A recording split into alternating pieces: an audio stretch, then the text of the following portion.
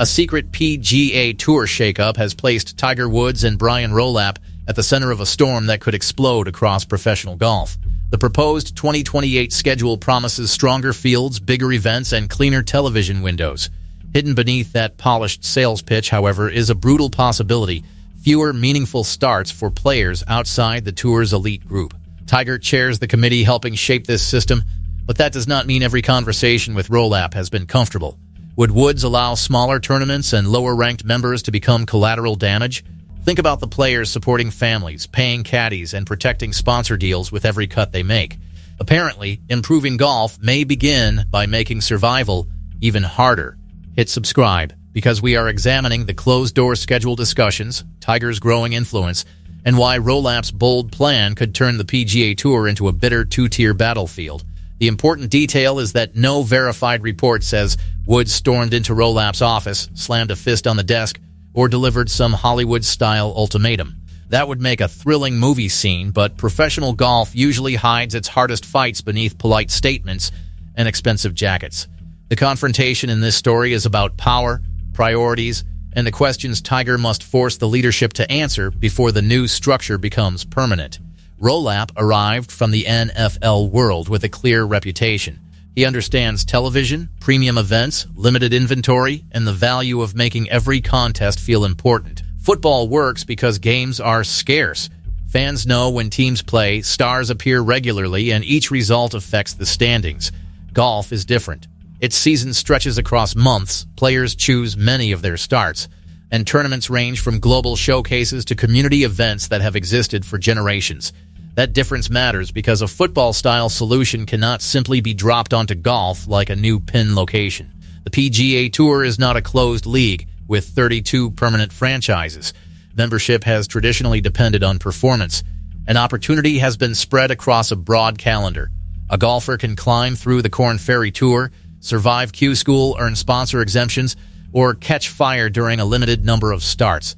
Remove too many doors and merit becomes something officials praise while making it harder to prove. On paper, that goal makes perfect sense. Fans want the best players competing against each other more often. Nobody enjoys checking a field list only to discover that half the biggest names are resting. Signature events already attempted to solve that problem by bringing leading players together for elevated purses and stronger competition. Rolapp's next model goes much further by organizing the schedule around two distinct tournament series. The top level, described as the Championship Series, would feature major markets, leading courses, and many of the strongest players. A second group of events would provide another competitive route, with movement between levels determined by results. Promotion and relegation sound dramatic because they create clear consequences. Play well and rise, struggle and fall. Simple, sharp, and wonderfully easy to place inside a television graphic. Reality becomes messier once actual careers enter the picture. A player ranked 70th is not necessarily failing. He may have missed several weeks through injury, lost a playoff, faced difficult weather, or finished a few shots outside major paydays. Under a tighter system, those small margins could decide whether he plays before huge crowds or disappears into events receiving less coverage. Golf already punishes mistakes brutally. Rolapp's structure could make the punishment follow a player for an entire season. That is where Woods becomes more than a famous face beside the announcement. As chairman of the Future Competition Committee, he carries responsibility for testing the plan. Tiger cannot merely ask whether the top events will look exciting. He must examine how golfers enter the system, how quickly they can climb, how injuries are treated, and whether relegated members receive a genuine path back. Otherwise, the latter could become a decorative object hanging above a locked door. Think about a veteran sitting around 65th in the FedEx Cup standings. He is not collecting private jets like golf balls. Prize money may look enormous from outside, but travel, coaching, management, taxes, accommodation, and caddy payments eat deeply into earnings. His caddy may receive a weekly fee plus a percentage of winnings. If starts disappear, both incomes shrink immediately.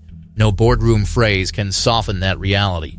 Smaller tournaments also have serious reasons to worry. These events support charities, attract volunteers, promote local courses, and bring business to surrounding communities.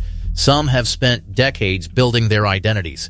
If the best players are concentrated in a separate premium schedule, what happens to the sponsors funding everything below it?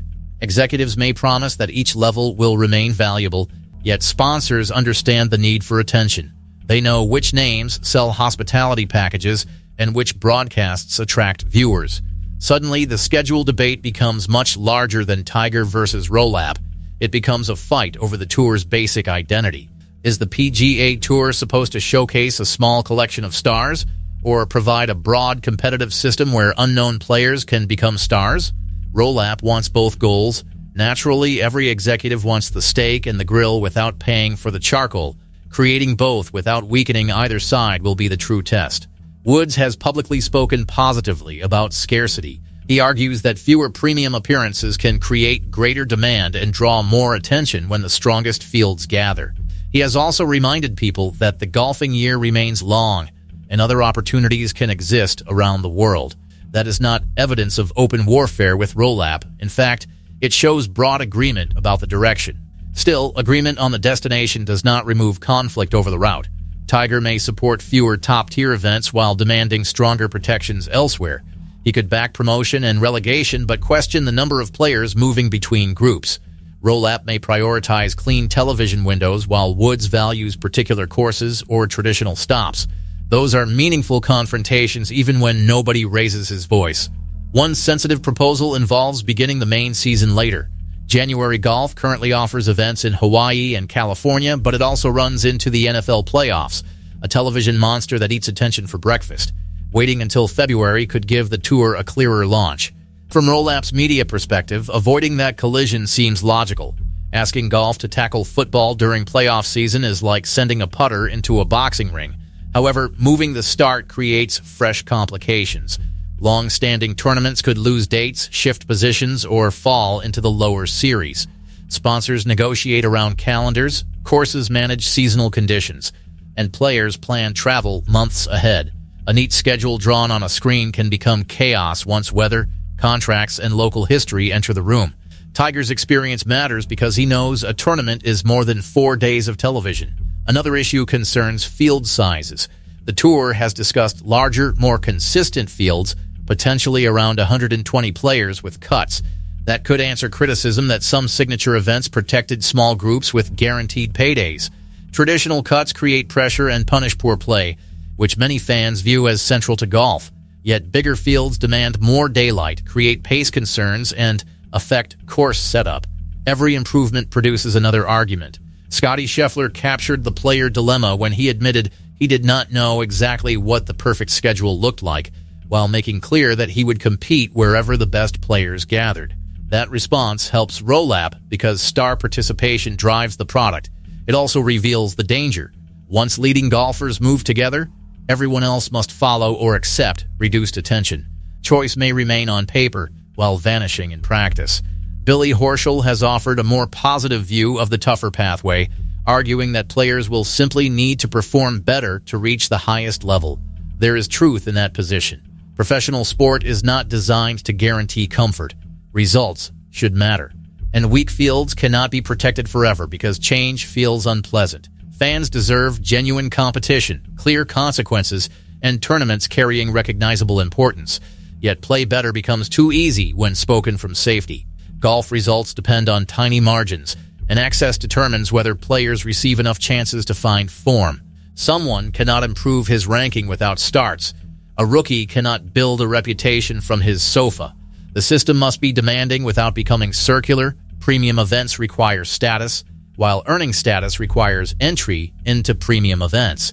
Tiger needs to stop that loop from trapping new talent. The Korn Ferry Tour will therefore become even more important. It serves as the main development route beneath the PGA Tour, allowing players to earn promotion through season-long performance.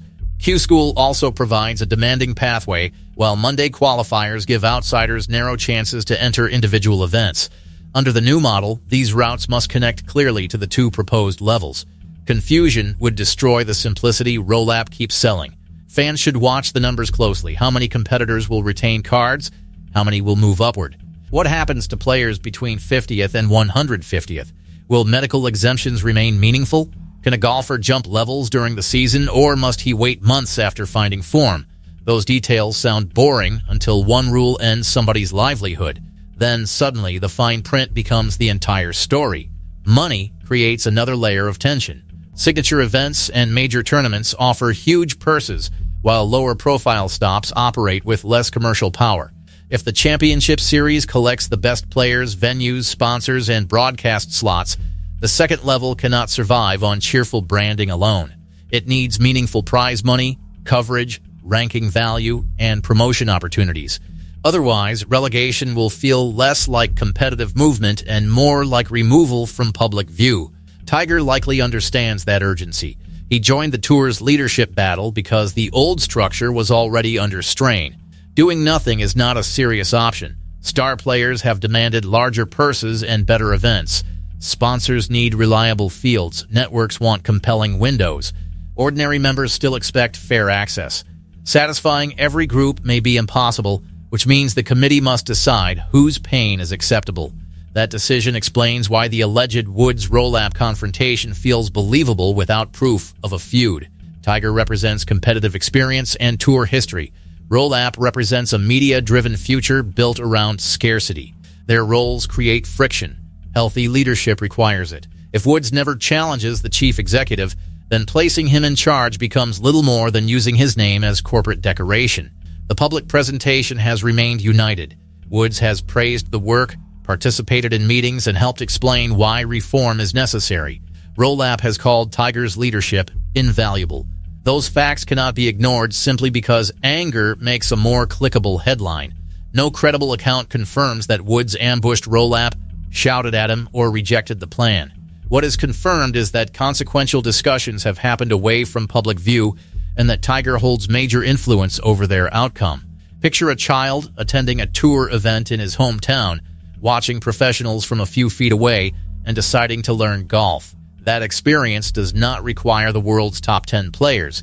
It requires access. Smaller stops make professional golf reachable beyond the richest markets and most famous courses. If reform concentrates everything into a limited collection of premium venues, the tour may gain television value while losing part of its connection to ordinary communities. On the other hand, tradition cannot become an excuse for weak fields and forgettable weeks. Too many tournaments can reduce urgency. Fans may struggle to understand which results matter while leading players build separate schedules. Rolapp is correct that scarcity can create value. The Masters feels enormous partly because it happens once each year. Turning every week into the Masters is impossible, but giving events clearer identities could help viewers care. This leaves Tiger standing at an uncomfortable crossroads: protect too much of the old calendar, and the tour risks remaining scattered. Accept every commercial change, and he could help build a closed-looking system benefiting established stars. His greatest contribution may be refusing that false choice.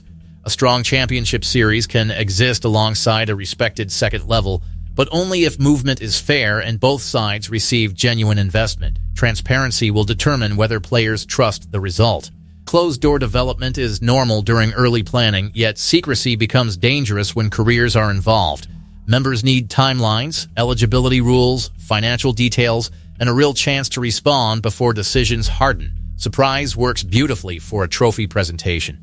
It works terribly when a golfer discovers his tournament category has vanished.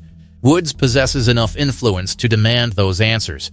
His name attracts fans, sponsors, and players in a way no executive can reproduce. Rolapp needs Tiger's support because any radical structure will face resistance. That gives Woods leverage, but leverage matters only when used. Quiet approval would protect unity. Hard questioning could protect the tour. So, has Tiger Woods truly confronted Brian Rolapp over secret schedule changes? Not in the explosive, confirmed showdown suggested by the loudest rumors. The evidence shows collaboration, shared goals, and private discussions around difficult proposals. Still, confrontation does not require broken furniture. It can mean forcing uncomfortable questions into the room and refusing to let a polished presentation hide human costs. The decisive moment will arrive when final rules replace broad promises. At that point, players will discover whether promotion is realistic, whether relegation is fair, and whether smaller tournaments have been protected or politely pushed aside. Rolapp's vision will finally meet the scorecard. Golf never cares how confident the speech sounded once the numbers appear. Tiger's legacy now stretches beyond trophies and famous shots. He helped create the modern commercial PGA Tour through his popularity. Today, he may help redesign the system that benefited from his greatness. That responsibility is enormous. If the model succeeds, fans could receive stronger competition and clearer stakes.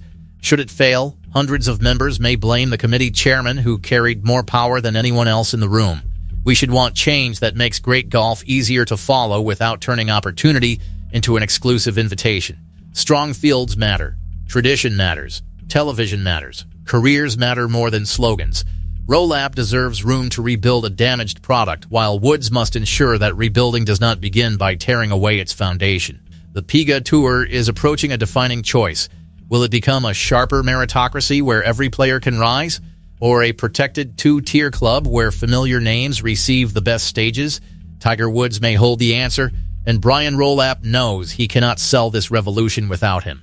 Now drop your verdict in the comments. Should Tiger support Rolapp's bold 2028 schedule, or confront him until every PGA Tour member receives a fair path forward?